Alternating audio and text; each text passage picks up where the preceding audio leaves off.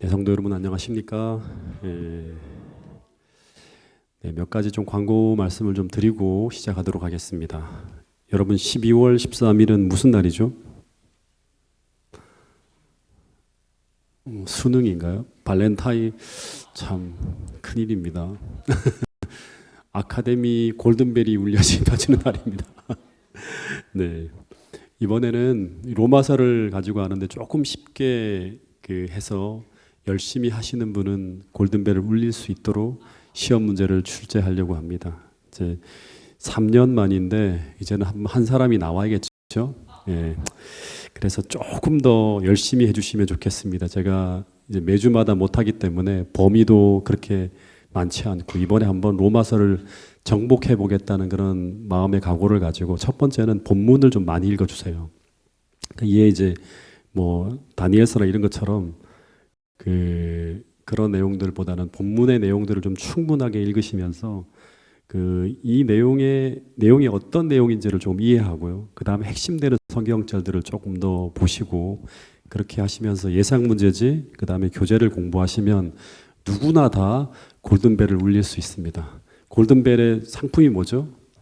갤럭시 탭인가요? 뭔가요? 아이패드인가요? 예, 아이패드라고 합니다. 꼭 타가지고 가셔서 손자나 아니면 아들이나 아니면 본인이 직접 쓰시는 그런 축복을 꼭 누릴 수 있게 되기를 바라겠습니다. 3회째는 꼭 골든벨이 나와야겠습니다. 예.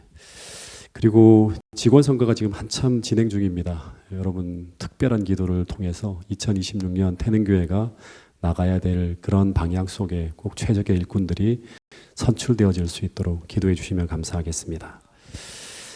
예. 어느 교회에서 초등부, 중등부, 고등부 연합수련회로 한탄강에서 캠프를 했다고 합니다. 근데 수영 시간에 한 아이가 안전지역에서 벗어나서 수영을 하다가 물속에 빠졌어요. 처음에는 사람들이 이 아이가 장난치는 줄 알고 막 사람 살려 하는 소리를 듣고도 움직이지 않다가 조금 지나니까 이 아이가 물속에 들어갔는데 5분이 지나도 10분이 지나도 떠오르지 않는 거예요.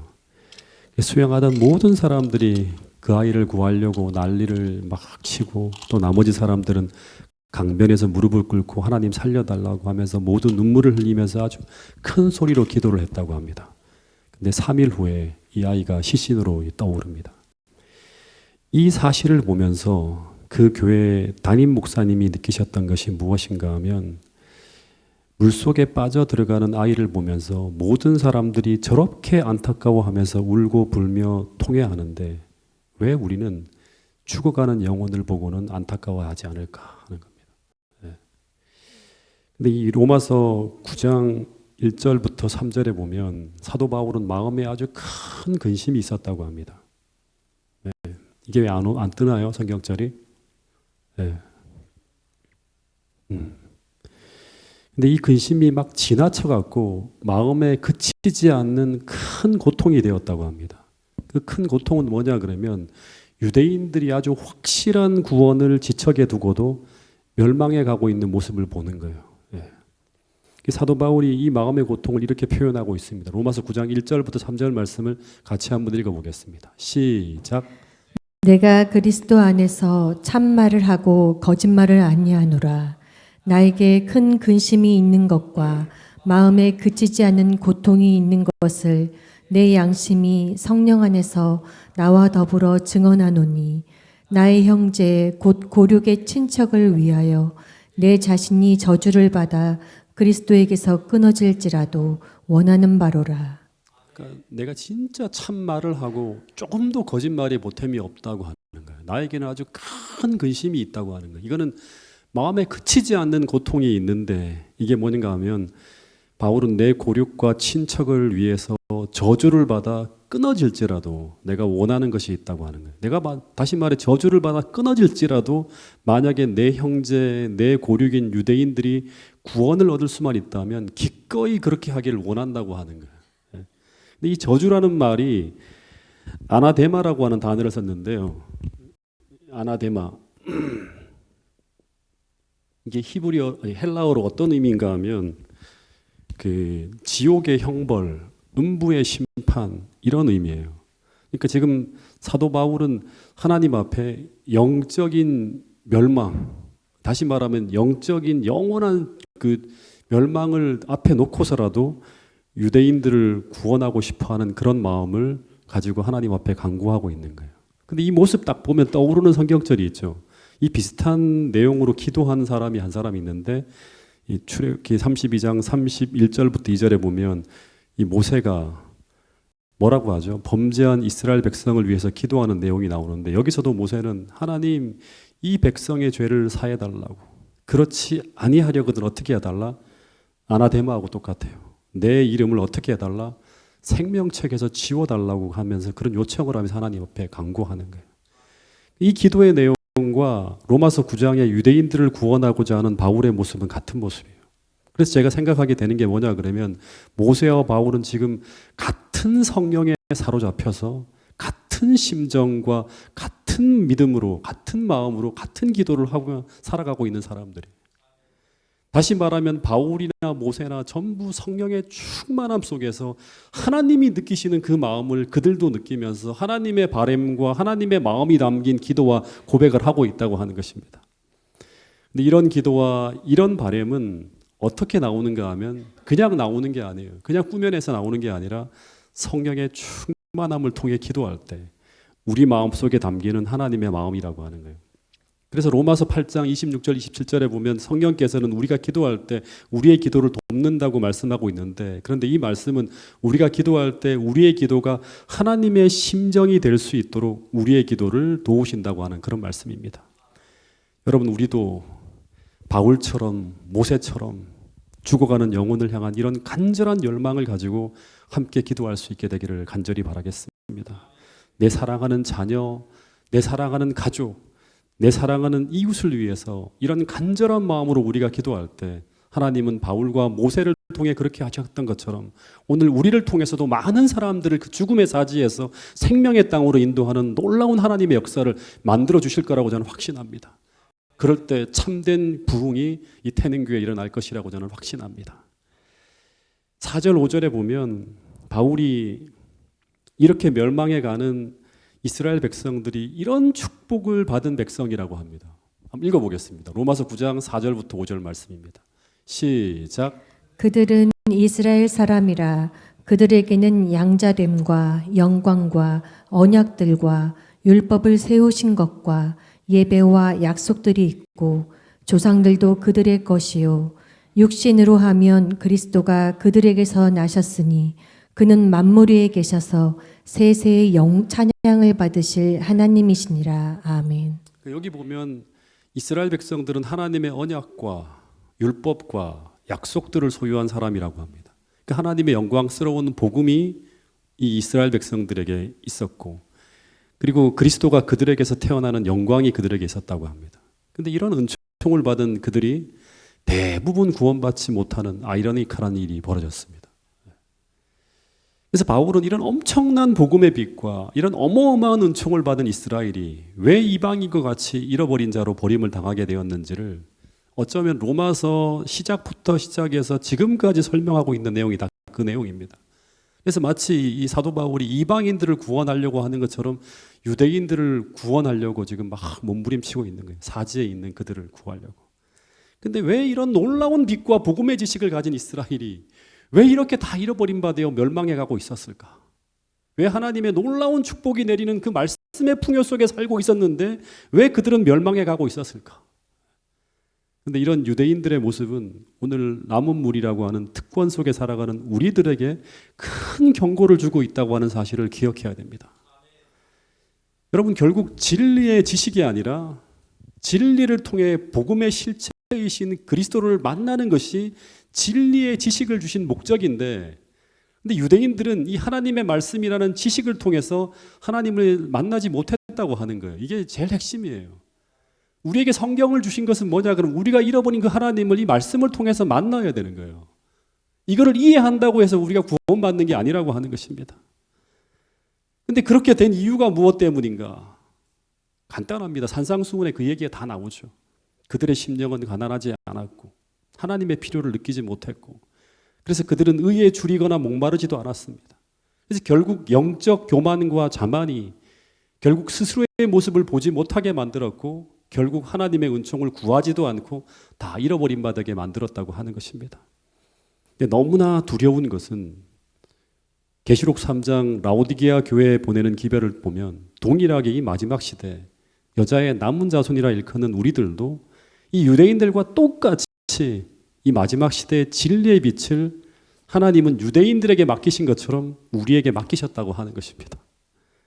그런데 이 진리의 말씀을 이해하고 있다는 이 진리의 지식만으로 스스로 부유하다 느끼면서 우리는 의에 대한 주림이나 목마름 없이 살아갈 수도 있다고 하는 거예요. 실제로 마지막 시대 라오디게아 교회 대부분의 사람들은 그런 모습으로 살아가고 있습니다. 그래서 유대인들처럼 주님을 잃어버린 채 주님이 문 밖에 계신데도 불구하고 영적으로 벌거벗고 다니면서도 스스로 벌거벗고 다니는지도 모르는 그런 인생을 살아갈 수 있다고 하는 것입니다. 그러면 그 결국은 유대인들이 걸어갔던 그 길을 동일하게 우리도 걸어갈 수 있다고 하는 것입니다. 여러분, 마지막 시대 이 라오디게아 교회에 보내는 기별을 보면 이런 영적 자만에 빠져 주님을 잃어버린 채 수많은 성도들이 영적으로 잃어버린 바 된 상태로 살아가는 모습을 우리는 보게 됩니다. 여러분, 이 시간 로마서 9장을 통해서 우리가 꼭 배워야 될 교훈은 유대인들처럼 우리 모두가 스스로 남은 물이라고 하는 이 영적 자만의식을 정말 버려야 된다고 하는 것입니다. 다시 말해 이 시간 우리가 정말 말씀 앞에 우리 자신을 두고 우리가 정말 이 진리를 통해 거듭났는지, 이 진리의 지식은 우리가 이해하고 있는데 이 진리의 지식만 이해하는 것으로 그치는 것이 아니라 이 진리를 따라 성화를 경험하고 있는지를 살펴야 됩니다. 다시 말해서 진리로 성화된 사람이 진짜 진리를 소유한 사람이라고 하는 것입니다. 다시 말해 우리가 정말 이 말씀을 통해 우리가 잃어버린 하나님을 다시금 만나고 그 말씀을 통해 그분과 동행하는 삶을 살아가는 것, 이것이 유대인 남은 무리들이 오늘 우리에게 전하는 빛입니다. 유대인 남은 무리들이 결국 기독교를 탄생시켰거든요. 오늘 그들처럼 우리도 진리의 말씀을 통해 하나님과 동행하는, 또 진리의 말씀으로 거듭나는 태능교회 모든 성도들이 될 수 있기를 간절히 바라겠습니다. 문 밖에 계신 우리 하나님이, 예수님이 우리 안으로 들어오는 것, 이것이 무엇인지를 경험하면서 그분과 함께 이 마지막 시대 마지막 만찬을 뜨겁게 풍성하게 나누는 영적 부요함을 누리는 그런 태능교회 모든 성도들이 될 수 있기를 간절히 바라겠습니다. 조금 더 나가서 로마서 이제 9장 6절부터 9절에 보면 이런 말씀이 나옵니다. 자, 이것도 한번 읽어보겠습니다. 시작. 그러나 하나님의 말씀이 폐하여진 것 같지 않도다. 이스라엘에게서 난 그들이 다 이스라엘이 아니요 또한 아브라함의 씨가 다 그의 자녀가 아니라 오직 이삭으로부터 난 자라야 내 씨라 불리리라 하셨으니 곧 육신의 자녀가 하나님의 자녀가 아니요 오직 약속의 자녀가 씨로 여기심을 받느니라. 약속의 말씀은 이것이니 명년 이때에 내가 이르리니 사라에게 아들이 있으리라 하심이라. 그러니까 이제 여기 이 부분들을 좀 잘 이해하면 좋을 것 같아요. 이 성경에 등장하는 세 부조의 이름이 있죠. 한번 대볼까요? 세 부조. 네, 아브라함. 그 다음 또 누구죠? 네. 이삭. 그 다음에 야곱. 네. 이 창세기에 등장하는 이 세 사람의 이름은 굉장히 중요한 이름입니다. 신약까지 가요, 이게 전부 다. 그러니까 성경을 보면 하나님은 이 세 부조와 언약한 그 언약을 통해 그의 후손들이 하나님의 왕국에서 구원을 받을 것이라고 약속했어요. 이들의 언약을 통해서요. 항상 그렇게 성경에 나옵니다. 그리고 모든 축복이 부여될 때마다 언제나 하나님은 이 세 부조의 이름으로 약속하신 그 언약들을 기억하시면서 축복들을 제시하는 걸 보게 됩니다. 그래서 유대인들은 이 믿음을 통해서, 이러한 믿음을 통해서 그들이 아브라함과 이삭과 야곱의 후손이기 때문에 그들은 구원받을 것이라고 하는 확신을 가지고 예수님 당시까지 흘러왔다고 하는 거예요. 이제 그걸 뒤엎는 게 로마서입니다. 그렇지 않다고 하는 거예요. 마태복음 24장 37절부터 38절에 보면 예수님이 뭐라고 하는가 하면 예루살렘의 멸망을 쫙 예언하면서 너희 집이 황폐하여 버린 바 되리라 하는 예언을 합니다. 이 말씀은 이스라엘이 멸망할 것을 예언하고 있는 거예요. 근데 이 말씀은 그동안 유대인들이 이해했던 하나님의 말씀과 정면으로 충돌하는 말씀이었어요. 이스라엘이 멸망한다면 하나님의 약속과 그분의 말씀은 패했는가 하는 거예요. 근데 예수님이 하나님의 사도 바울이 그러는 거죠, 여기. 왜 이렇게 자꾸가 되죠? 여기 시작에 보면 패하지 않았다고 하는 거예요. 사도 바울이 시작에 보면. 그래서 이 사도 바울이 그 로마서 9장부터 11장까지의 모든 내용은요, 하나님이 아브라함과 이삭과 야곱에게 하신 그 약속은 폐하여진 것이 아니라 다 지켰음을 이제 설명하면서 그 로마서 11장 26절에 보면 결론으로 이런 말씀을 해요. 그리하여 온 이스라엘이 분명히 구원을 얻었고 앞으로도 얻을 것이라는 그런 선언을 합니다. 그래서 이 바울이 말하는 이제 이런 이스라엘 백성이 구원을 얻는다고 하면 예루살렘은 망한다고 하면 그러면 너가 말하는 이스라엘은 어떤 이스라엘을 말하는 것인가라는 이제 퀘스천 마크가 붙겠죠. 그래서 이런 의문을 가지고 있는 유대인들에게 바울이 이스라엘이란 그 이름의 의미가 유대인들이 생각하는 의미와 다르다는 말씀을 로마서 2장부터 계속 설명하는 거예요. 그래서 로마서 2장 28절 29절에 보면 뭐라고 하는가 하면 대저 표면적 유대인이 유대인이 아니고 표면적 육신의 할례가 할례가 아니라 오직 이면적 유대인이 유대인이며 할례는 마음에 할지니 신령에 있고 의문에 있지 아니한 것이라는 이야기를 해요. 그러니까 이 말은 뭐예요? 한마디로 말하면 유대인은 진짜 유대인은 혈통적 육신적 유대인이 진짜 유대인이 아니라고 하는 거예요. 다시 말하면 이스라엘이 육신적 이스라엘이 아니라는 걸 강조하는 거예요. 그래서 로마서 9장 6절부터 9절에서도 같은 말을 하고 있는 거예요. 이스라엘에게서 난 그들이 다 이스라엘이 아니에요. 이스라엘은 누구죠? 이스라엘이 누굽니까? 네, 야곱이죠. 그러니까 이스라엘로부터 태어난 그 후손들이 다 이스라엘이 아니라고 하는 거예요. 7절 또한 아브라함의 씨가 다 그의 자녀가 아니라 오직 이삭으로부터 난 자라야 내 씨라 불리라 하셨으니 곧 육신의 자녀가 하나님의 자녀가 아니요 오직 약속의 자녀가 씨로 여기심을 받았느니라. 그러면서 그 예로 9절부터 시작해서 이게 쭉 설명하는 것은 뭐냐 그러면 이 이삭의 탄생에 대한 얘기를 하는 거예요. 약속의 말씀은 이것이니 명년 이때 내가 이르리니 사라에게 아들이라는 이 말씀을 통해 태어난 이삭이 진짜 하나님의 약속의 아들이라고 하는 거예요. 하나님의 자녀라고 하는 거예요. 그러니까 이 말씀을 통해 반복적으로 말씀하고 있는 것이 뭔가 하면 아브라함과 이삭과 야곱의 육신의 자녀가 하나님의 자녀가 아니라 이삭과 같이 하나님의 말씀, 다시 말하면 약속으로 태어난 사람이어야만이 진짜 자녀라고 하나님의 자녀라고 하는 거예요. 그러면 이제 이런 말씀을 통해 보면 좀 생각할 수 있어요. 아브라함의 육적 자녀가 둘이 있었죠. 하나만 있지 않죠. 누구하고 누가 있죠? 이삭과 누가 있죠? 이스마엘이 있죠. 근데 이스마엘도 아브라함의 후손이잖아요. 아브라함을 아버지라고 부르잖아요. 그죠? 둘 다 아브라함을 통해 태어난 아브라함의 후손이었어요. 근데 이 이스마엘은 이스라엘에 속하지 못했습니다. 이삭의 육적 자녀도 둘이 있었죠. 여기도 둘이 태어나잖아요. 누가 태어나죠? 에서와 야곱.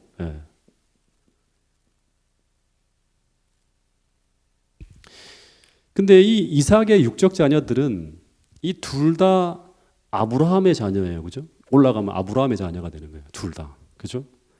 근데 이 둘은 또 둘 다 이삭의 적통 자녀들입니다. 전부 리브가에서 태어났어요. 그죠? 그래서 진짜 말 그대로 그냥 후손으로 혈통으로만 따진다면 이 사람도 아브라함의 후예고 이스라엘의 이삭의 후예잖아요. 그러니까 이스라엘이 될 수 있어요. 근데 이 중에서 야곱만이 아브라함의 후손이 되고 에서는 이스라엘의 후손이 될 수 없는 그런 어떤 길을 걸어가게 됩니다. 다시 말해서 에서도 분명히 아브라함과 이삭을 자신의 육적 조상으로 주장할 수 있었지만 그러나 그는 이스라엘에 속할 수가 없었다고 하는 거예요. 이게 무엇을 말하고 있는가 하면 진짜 아브라함의 후손, 진짜 이스라엘이 되는 것은 피와 혈통으로 되는 것이 아니라고 하는 것을 계속 설명해 주고 있는 것을 보게 됩니다.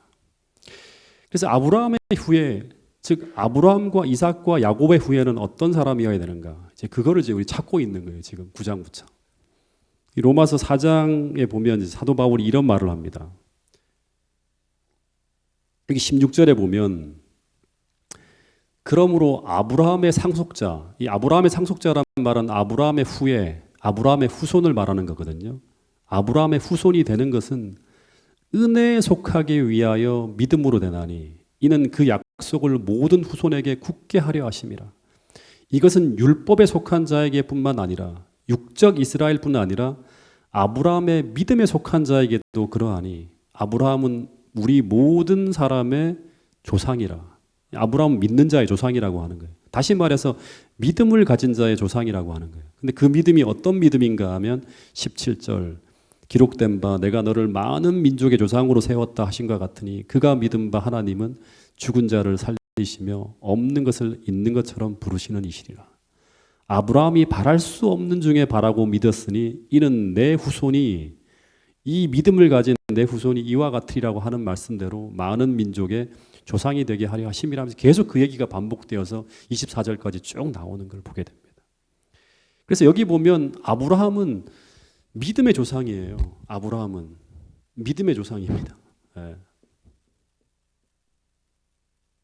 그러니까 믿음을 가진 자들은 아브라함을 우리의 아버지, 우리의 조상이라고 말할 수 있는 거예요. 근데 이 조상이라고 하는 이 단어는 생물학적인 단어라기보다는 원어를 보면 창시자, 원형 이런 의미를 가진 단어예요. 그래서 아브라함은 모든 믿는 자의 조상, 다시 말하면 믿음을 가진 자의 원형.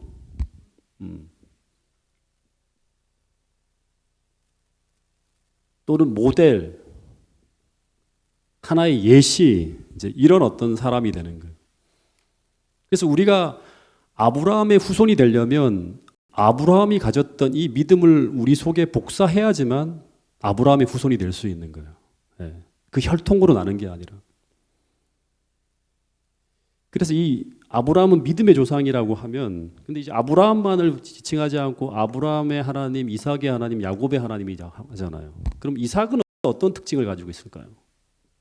네? 순종 이제 뭐 이런 것도 있는데 이삭에 대한 내용을 보면서 막 아주 뜨겁게 감명 깊게 읽은 내용이 있나요? 성경을 보면서 거의 없죠. 특별한 내용이 없다고 합니다. 이삭은 정말 조용한 사람이에요.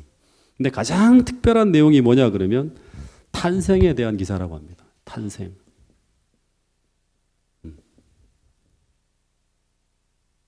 그러니까 이삭이 어떻게 태어나는가 하면 아브라함과 사라가 둘 다 생물학적으로 생명의 씨를 만들 수 없는 상황에서 어떻게 태어나죠?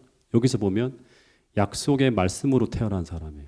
그래서 이삭을 가지고 뭐라고 하는가 하면 모든 사람은 다 밑으로 태어나지만 이삭은 위로부터 태어난 사람이에요.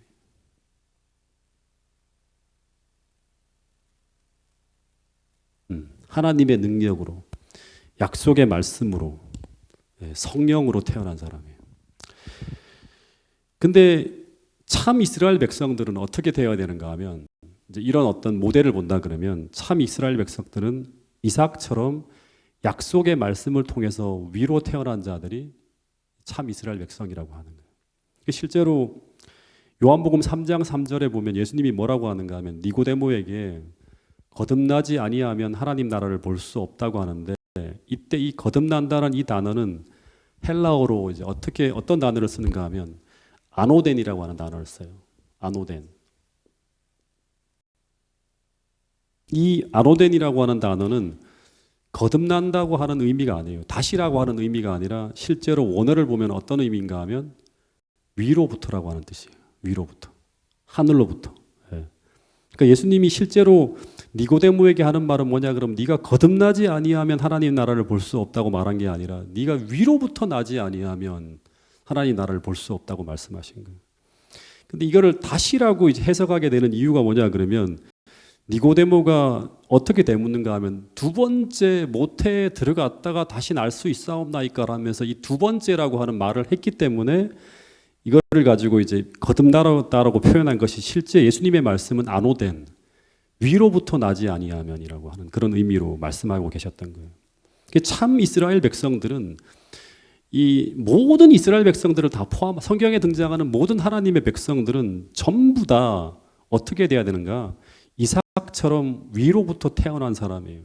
자신의 힘으로 살아가는 게 아니라 새로운 생명을 받은 사람이에요. 새로운 하늘로부터 새로운 능력과 새로운 생명을 부여받아 새롭게 거듭난 사람들이 다 누구인가 하면 하나님과 언약한 백성, 하나님의 참 이스라엘이라고 하는 거예요. 왜냐하면 이 요한복음 3장 6절에 보면 이제 어떤 말씀을 하는가 하면 육으로 난 것은 다 뭐다? 육이라고 하는 거예요. 그러니까 위로부터 태어나지 않은 존재들은 다 육이라고 하는 거예요. 이 육은 무익하기 때문에 하나님과 관계가 없는 거예요. 그래서 갈라디아 4장 28절에 보면 이런 말을 해요. 형제들아, 너희는 누구일까요? 너희는 그리스도를 영접하고 위로부터 새로 태어난 신자들인데, 근데 이 사람들은 어떤 사람들인가 하면 이삭과 같이 약속의 자녀라고 하는 거예요. 네. 모든 그리스도인들은 참 이스라엘이고 아브라함의 후예들인데, 근데 그들은 어떤 특징을 가지고 있는 사람들인가 하면 이삭처럼 약속의 말씀으로 거듭난 사람들이다. 태능교회 모든 성도들이 약속의 말씀으로 거듭난 사람, 위로부터 거듭나서 하늘로부터 내리는 생명과 의미 있는 관계를 맺고 살아가는 그런 성도들이 태능교회 모든 성도들이 될 수 있기를 간절히 바라겠습니다. 그래서 아브라함은 믿음을, 이삭은 약속의 말씀을 믿음으로 위로 태어남을 경험합니다. 즉 중생을 경험하는 인물로 이렇게 표상되어지고 있어요. 그래서 영적 이스라엘은, 진짜 참 이스라엘은 혈통으로 된 게 아니라 아브라함이 소유한 참 믿음을 가지고 있고, 두 번째는 약속의 말씀을 믿음으로 위로부터 거듭남을 경험했다. 이걸 우리가 꼭 기억하면 좋을 것 같아요. 그러면 마지막 세 번째, 야곱은 어떤 특징을 가지고 있을까요? 네, 야곱. 여러분, 야곱이라고 하는 사람의 이름의 뜻이 뭐죠? 속이는 자죠. 근데 이 이름이 뭐로 바뀌죠? 이스라엘. 이제 계속 우리가 얘기하는 이스라엘, 진짜 참 이스라엘로 이름이 바뀝니다. 이스라엘은 뭐죠? 하나님과 더불어 겨루어 승리한 자라며요. 약속을 쟁취한 거예요. 네, 붙들고 사는 거예요.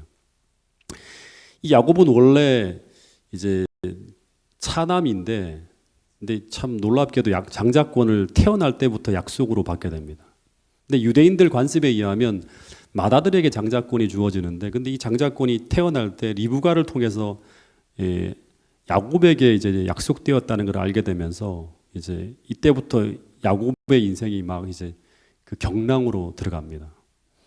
근데 이 야곱이 장자권에 대한 약속을 받았지만 나이가 들어가도 이 약속이 이루어질 조짐이 하나도 없고, 환경적으로 보면 자기는 그냥 이 약속이 이루어지지 않을 것 같은 상황이 계속 벌어지는 거예요.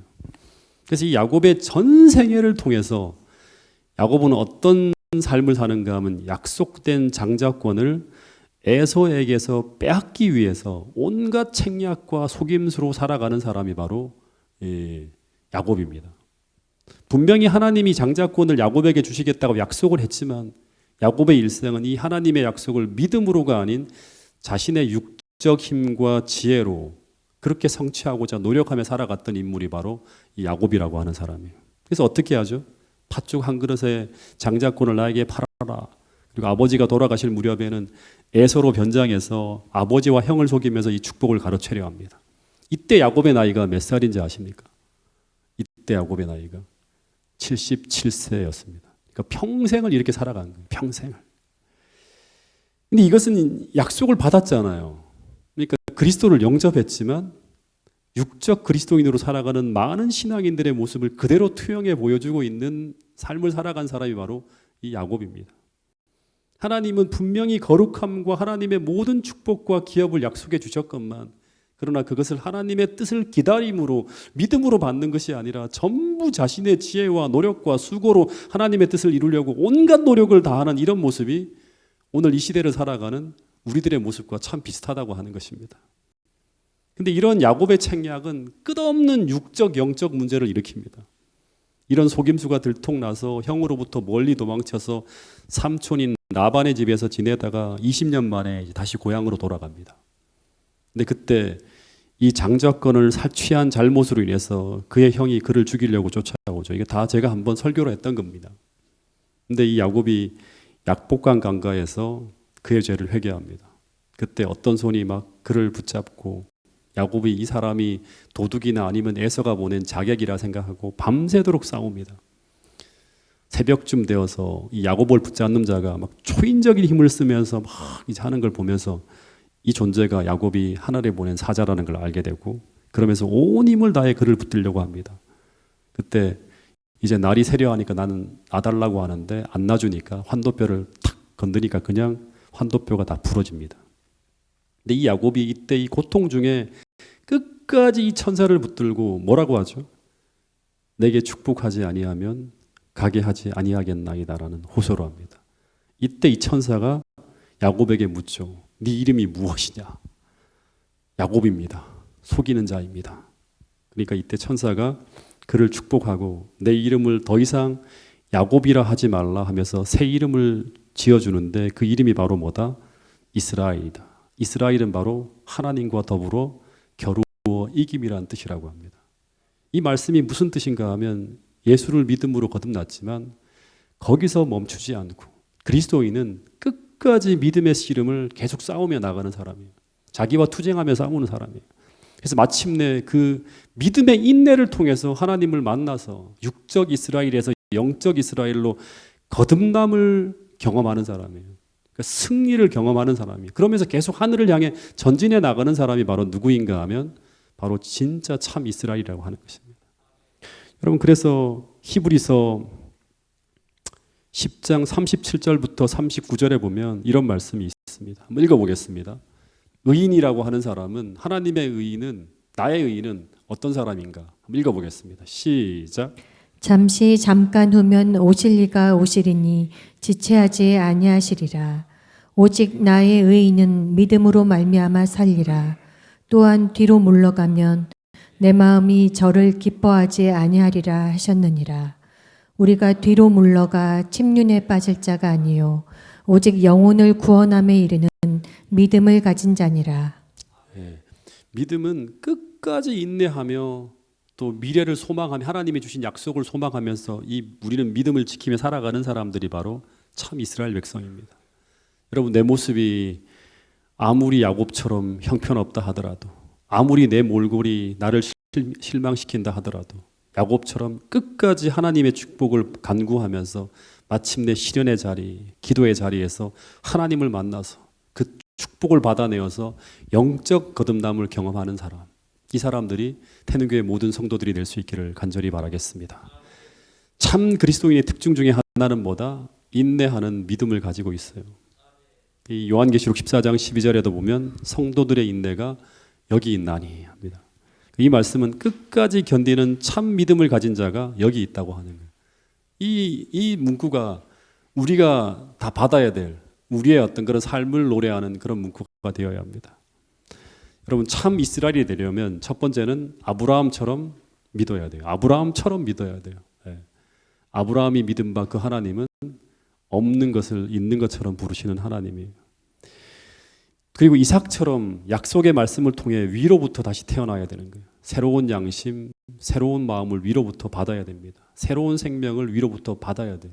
그 사람이 바로 참 이스라엘이라고 하는 거예요. 세 번째, 야곱처럼 예수님이 주신 이 새로운 마음과 새로운 양심이 우리를 이끌어가는 그 길을 끝까지 믿음으로 투쟁하고 인내하며 따라가야 돼요. 그 가운데서 육적 이스라엘에서 영적 이스라엘로 거듭나는 이 성화의 경험을 날마다 하는 사람들이 바로 누구다?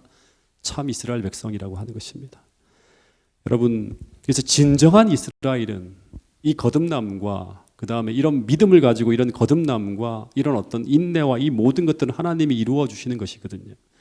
진짜 우리가 하나님과 언약한 믿음을 가진 사람이라면 이런 모든 경험들을 하나님께서 해 주실 거라고 확신합니다. 그리고 그들은 마침내 아브라함과 이삭과 야곱과 함께 하늘 왕국에 앉을 수 있게 된다고 하는 것입니다. 이 자리에 계신 모든 성도들, 또 방송으로 오늘 이 말씀을 함께 들으는 태능교회 모든 성도들, 전부 다 우리가 하늘에서 진짜 그리스도께 속한 자면서 우리가 아브라함의 자손이고 약속대로 유업을 얻을 자라고 하는 그 약속의 말씀을 우리 모두가 다 듣게 되는 그런 여러분과 저가 될 수 있기를 간절히 바라겠습니다. 이 말씀 읽고 마치겠습니다. 갈라디아 3장 27절 29절 말씀입니다. 시작.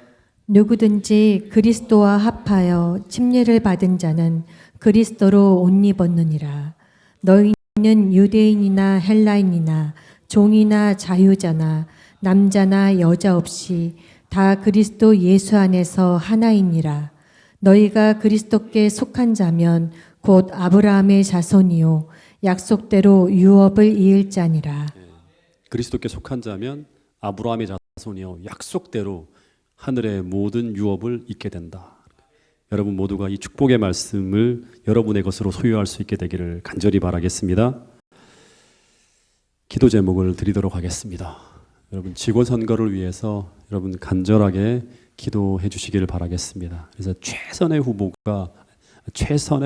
최적의 후보가 선정되어지고 또 선택되어져서 2026년 이 교회를 위해 봉사할 수 있도록 여러분 기도해 주시고요. 이번 안식일 날도 이제 침례를 받게 되는 두 분이 계십니다. 오늘도 우리 정기영 우리 선생님께서 우리 이성은 목사랑 공부를 했는데요. 하여튼 이영호 우리 박인규 선생님의 아내 되시는 분과 정기영 우리 이 두 분이 은혜롭게 침례를 잘 할 수 있도록 우리 또 한 주간에 흔들림이 없을 수 있도록 기도해 주시길 바라고요. 지금 또 12월 침례 준비를 위해서 함께 공부하는 분들이 계십니다. 내일 모레 목요일 날 우리 한영희 선생님과 첫 침례 준비를 위한 공부를 시작하는데 여기에 김천일 선생님이 참여하기를 간절히 소망하고 있습니다. 여러분 이 일이 기적같이 이루어져서 이 두 분이 다 함께 12월 달에 침례를 받게 되는 놀라운 감격적인 일이 벌어질 수 있도록 여러분 꼭 기도해 주시기를 부탁드리겠습니다. 그리고 김명란님 우리 잘 아시죠? 이제 마음 준비를 하고 계시는데 이분도 흔들림 없이 12월 달에 우리 하나님께 꼭 봉헌되어지는 놀라운 일이 있을 수 있도록 기도해 주시고요. 윤종일은 누군지 아십니까?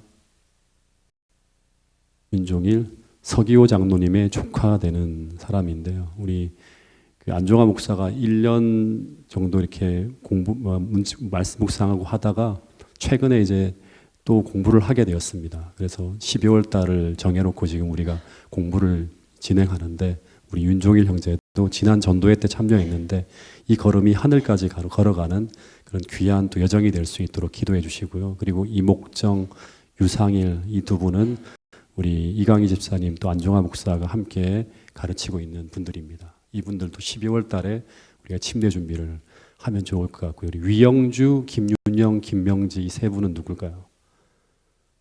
네, 어린이 교회 우리 심재일 목사님이 가르치고 있는 구도자들입니다. 이분들이 올해 안에 또는 계속되는 성경 공부를 통해서 한 분도 빠져나가지 않고 다 하나님께 드려지는 놀라운 일이 있을 수 있도록 여러분 기도해 주시고요. 그리고 이번 안식일은 청년 초청 안식일입니다. 이때 많은 청년들이 또 함께 청년 전도회와 같은 그런 행사인데 우리 안종화 목사가 설교하고 또 많은 청년들이 모여서 하나님을 만나는 축복을 경험하게 될 수 있도록 기도해 주시면 감사하겠습니다.